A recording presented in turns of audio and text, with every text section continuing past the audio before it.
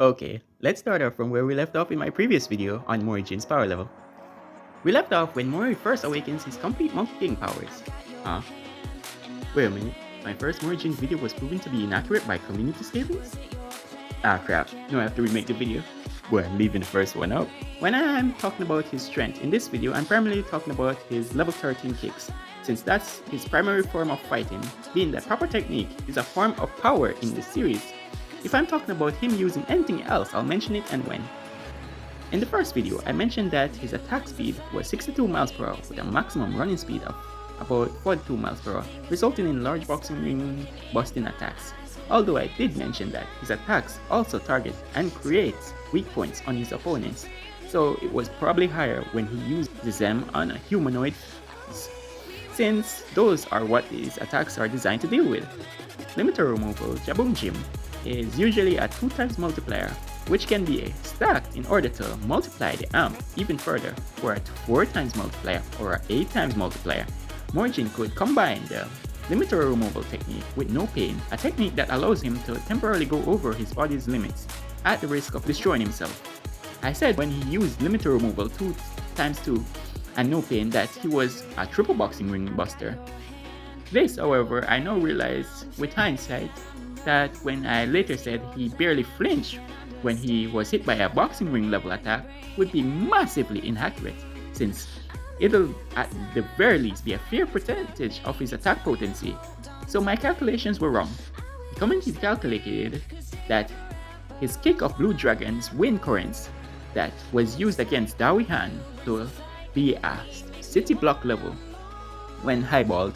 In my own defense, this attack puts a lot of strain on his body and requires prior movements to create usable wind currents. But that's still no excuse, since even with those requirements, he's still above boxing ring level. He's at the very least average American home level, if lowballed.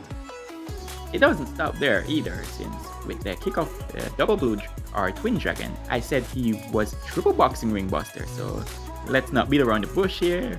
That's wrong, he's at least double city block level at this point, since it was literally 2 blue dragon kicks, so I was way off on the scaling, unfortunately.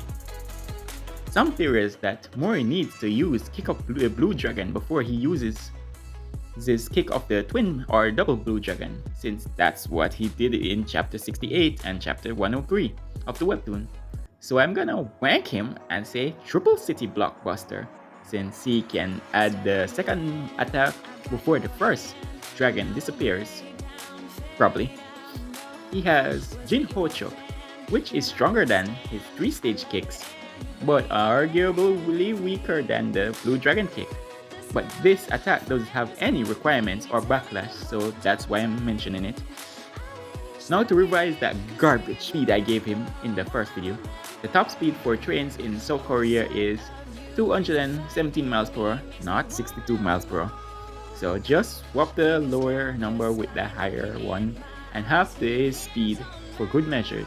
Since he was on a bicycle at the moment, I'm gonna have that speed to around 117 miles per hour in travel speed. He worded his statement of being faster than the train as legs are faster than the train. So we can still use the 217 miles per hour for his combat speed and reaction speed, which could easily give him subsonic comeback speed. His durability is kinda poor, since Manseok, with his arms restrained, was able to break his ribs even when Mori used Mira's sword to block it. This establishes that only his legs are level 13 and the rest of his body is a level 6, so he can only handle half the damage that his kicks can deal.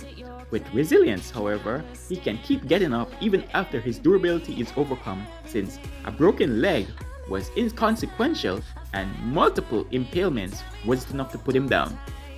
Plus, he has a technique called No Pain, which allows him to fight without feeling any pain, although his body will still be in danger of dying if he really pushes it. Limiter removal, Jaboom Jim times 2 is able to double his stats when there's times 8 with No Pain, which he used to beat the color out of the webtoon as level 104. And I shit you not, I only consider this a building level feat, so he only reached neighborhood level in the first video when he summoned Yahweh, although I did said that using it would make him island level at that point. Making minor adjustments would give us Mori Jin's attack potency as a level 104 as a city buster. If you don't mind wanking him a little, I'm surprised not many people called me out for saying his Cloud's Thunderbolt was only city level, reaching island level when he spams it, because that'd straight up be ridiculous if you take into account that one of those Thunderbolts were able to hit and harm Zeus back in the old day when he was known as the Monkey King who challenged the heavens. Granted, while fighting Tactical he did casually spam it, so it's obviously not his maximum output, since that'd be around small to mid planet level. Give or take a little, since his Cloud blocked the first Crown Prince of Natak's Planet Buster Hammer easily, so we could equate durability to attack potency here for his Clouds by using Newton's third law.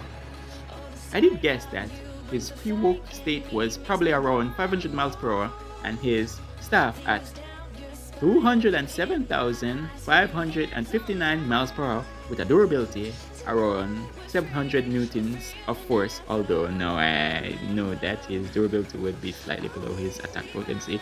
Don't judge me too much, since back then I was under the mindset that using big numbers while power scaling would make it harder to remain consistently accurate when it's the opposite. Since numbers aid us in making a proper assessment of how much greater he becomes compared to his previous state. By using inverse scaling, we can get a subsonic base Mori Jin to supersonic travel speeds when he uses Jebung Jim times 8 to crush Tactical.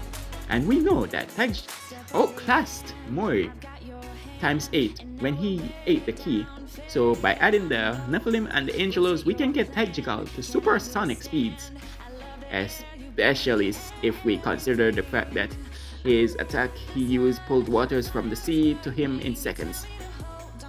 With that being the case, base pre-woke Mori would still land around multi-island level, as I said in my first video, but his speed would be low hypersonic in battle speed. I'm gonna still use that sketchy calculations as the first video, which assumes he got 32 times more powerful, which will give him a travel speed of around 3,744 miles per hour and a combat and reaction speed of about 6,944 miles per hour, give or take a little depending on the calculations you use. Mori Jin shines the most when it comes to copying other people's techniques while fighting them. He does so with little difficulty to cover his weaknesses. He can also invent new techniques as needed to counter his opponents. And that's it. If you enjoyed the video, then please like and subscribe. You can even comment your thoughts if you'd like, and I'll read them, since between you and me I read every comment, so I'll take your suggestions if you have any. And be sure to check out my other Mori Jin videos and Geo God of Highschool videos I've made so far on this channel. I'm getting to work on a Prime Mori Jin / Ragnarok Mori Jin video, so hit that bell after you subscribe if you want to see it, especially since GOH deserves some more love on YouTube. Peace out, have a great day or night, whatever time you happen to be watching this, and I hope to see you in the next one. Awesome weaves!